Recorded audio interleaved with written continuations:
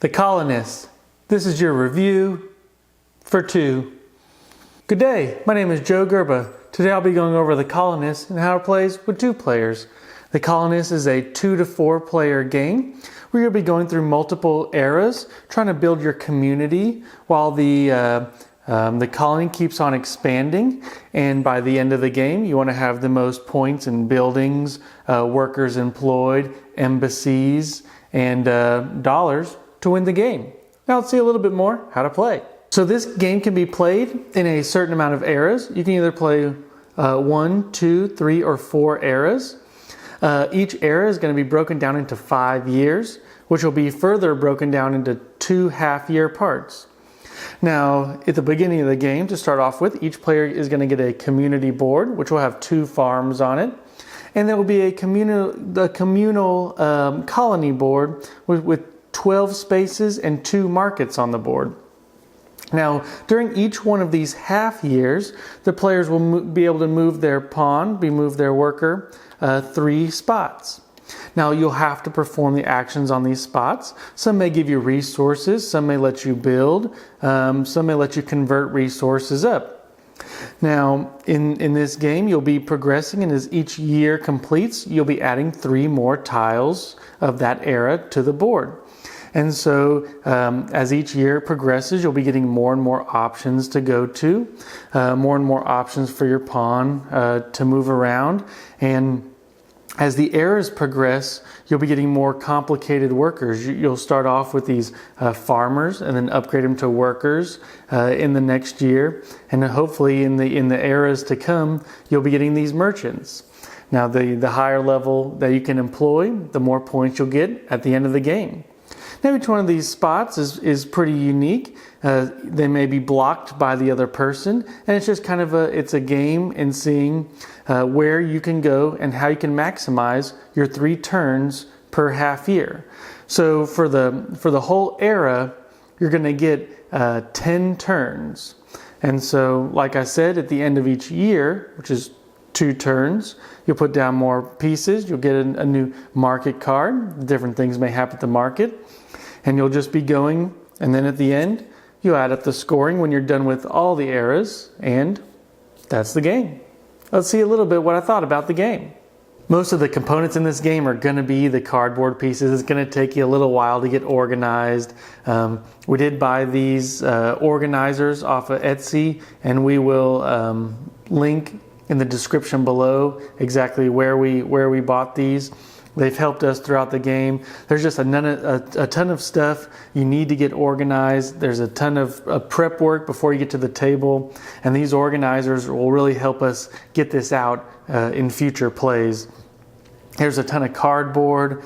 You just really need to be organized when you're ready to play this game. This game I don't think should be played on a 3x3. Our table, like I always say, is a 3x6. And we're taking up a good portion of that table. Both players, it'd be nice if they can both see it, if you can sit side by side and kind of, see everything upright, keep everything organized. But there's a lot of components in this game. And it was fun to organize it, but it took a long time. This game looks beautiful, but there's a lot going on here. Now, the rules are not that complicated, but there are a lot of them. I think I could easily get this back to the table, but the first playthrough or 2, there was just a lot to remember.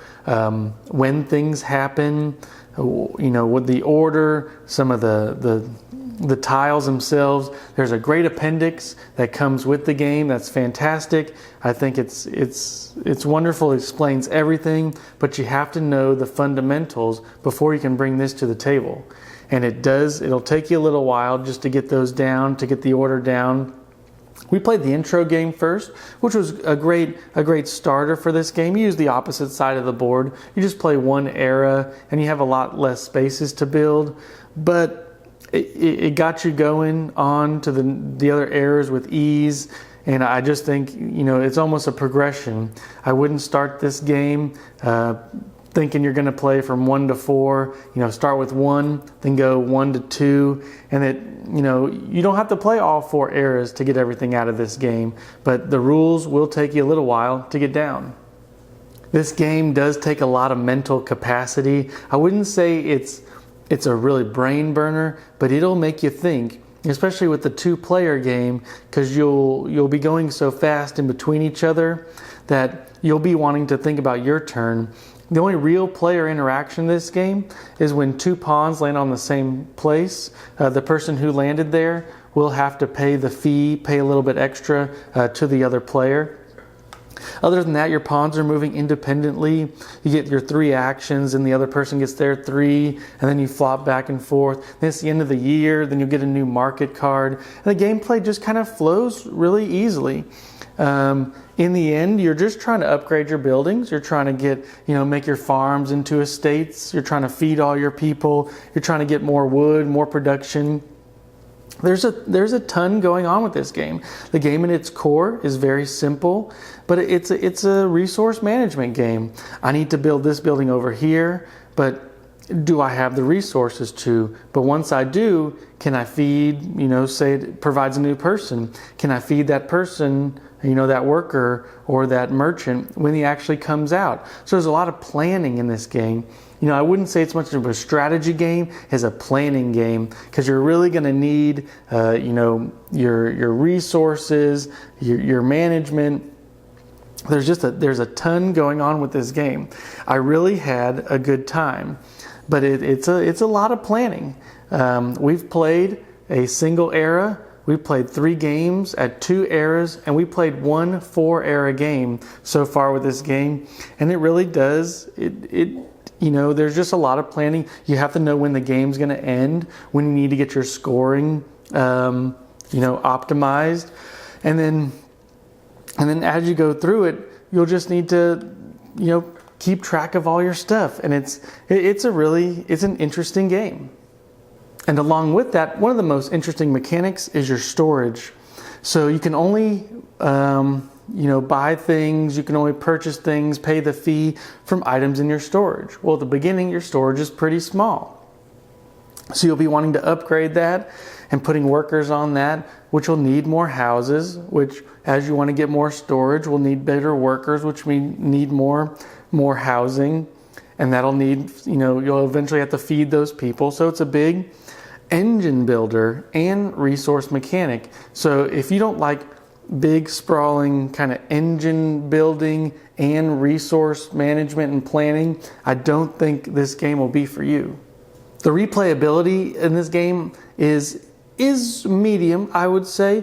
You'll always get some different colonies up here, and these add, different embassies to your board to give you different bonuses. And if you build something other embassies than the opponent, the game becomes varied for each of your boards.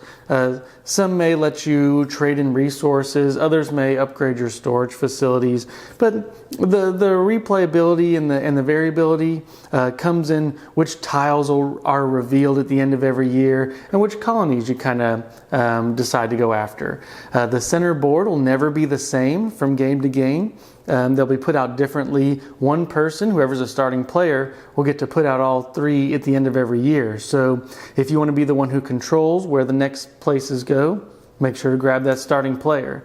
So it does kind of give you a little bit of variability there. But in the end, you're going to always get the same tiles out at the end of every era. So at the end of every era, all those tiles you see will eventually come out. So there's nothing that will never be in the game. Let's talk a little bit about luck versus strategy. This game is highly strategic versus luck. The luck really comes into if you draw any development cards or which 3 tiles are going to come out at the end of the year. You know which tiles are going to come out at the end of every era. And then every year, 3 will get flipped over and then 3 will get added to the board. So you know that house is incoming, but is it going to come this year, next year? And so, but there is strategy where you know it's coming down the pipeline, but you know what you need to do to get ready. And there's always something you can be doing. So the downtime in this game for 2 people is very small because you need to be planning out your next moves. Like I said, the interaction will be pretty low between the players, but there's no downtime, and the strategy in this game really is, the resource, the planning, and all that stuff that's on your board. So let's talk about the play time for this game. This game is touted as an epic strategy game. It can be epic. We finished a 4-era game this weekend. It took 4.5 hours for 2 players. I would put this game at taking 30 minutes per player per era.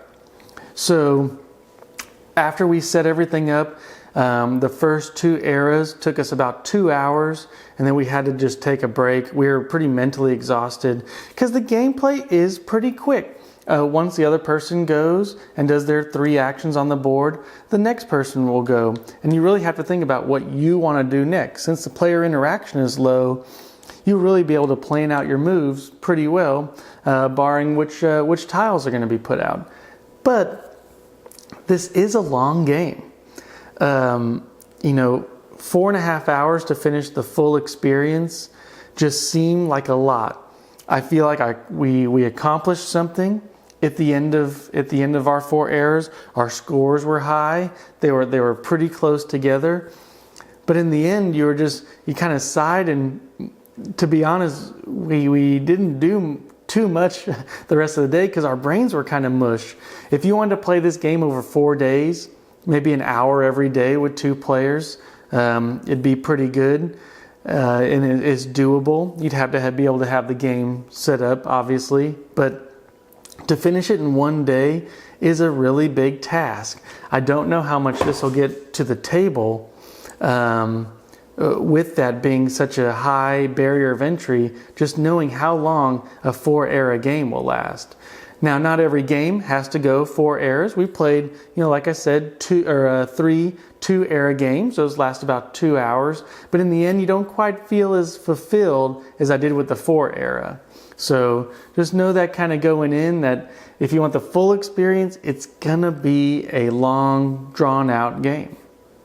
So as far as add-ons go that make the game easy to get to the table, like I said earlier, we bought this organizer. It's come in such good handy just to keep us organized. I knew exactly where to get the tiles. I knew where to draw the meeples, and get all the resources. It just kept everything organized. You could definitely organize this on your table. And I don't often promote any add-ons for games. Most of the time it'll be either card sleeves or coin cases. It's not necessary for this game, but for us to get this back to the table, I think these are pretty essential for us. So is this game good for 2? Well, we need to talk about that for a minute. I think this game should only be played with 2. Like I said, I think it adds 30 minutes per era per person that you play. So if you want to play a 3-person game for 3 eras, you're going to be looking at that 4.5 hour, 5 hour mark just for 3 eras. And that's quite a bit of time investment. My wife and I can finish a 2-era game in about 2 hours. But like I said, we just didn't quite feel fulfilled at that point. We knew we were working towards the points in there, but we never saw the merchants, and there was a lot of stuff. We never saw the iron roll in. There was a lot of stuff we felt like after the 4-player game that we missed with the 2-era version. It took a long time though. And I can't say that the whole time it was, super fun. There were turns where I would just be turning some wood into planks and building one building for the year and then moving on. You don't always get that sense of fulfillment. This game was fun and we enjoyed it because we like the resource management and planning very little take that. We enjoyed it, but this game won't be for everyone. If you're looking for a light, 1 hour game, even hour and a half game to play with your spouse so you can easily get to the table, this is not it. I wouldn't say it's complicated. It's just kind of long. And what makes it long is, it does feel epic at the end a little bit. It's not big and grandiose, but you built something for those 4 to 5 hours, which is really neat at the end. But like I said, that's a big time investment when there's other games, Terraforming Mars you could finish in 2 hours, Waterdeep you could finish in an hour, a Targi you could finish in, 45 minutes or so. But I did like this game, but I can't say that it's for everyone. But if you like planning, resource management, building, especially farming, kind of upgrading your resources. We have Le Havre coming down the track, which I think it may be a light version of this. Le Havre is still a pretty big game.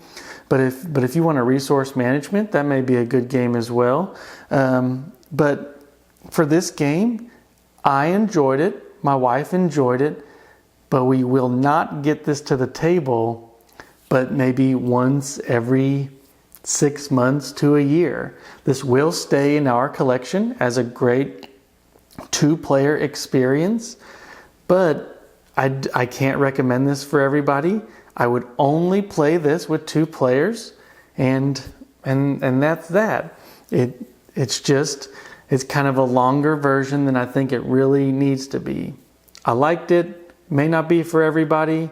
And those are just my 2 cents when you play with 2. And, well, guys, until next time.